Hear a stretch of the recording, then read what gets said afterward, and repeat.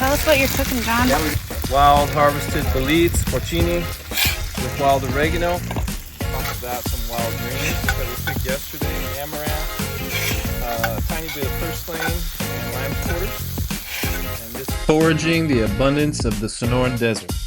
There are so many wild plants together for food, tea, spice, and colorful accents. In my intro to foraging field class, we get up close with the plants.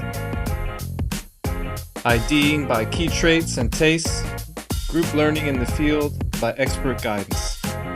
You'll learn all the major food plants by sight, taste, and through the seasonal changes. With traditional processing methods using simple tools in the field, we go from ID to gather to processing and preparing, culminating in a group feast. Of it that have the pollen. That's the yellow part.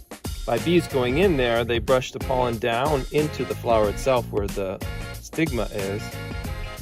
You get hands-on experience and expert guidance.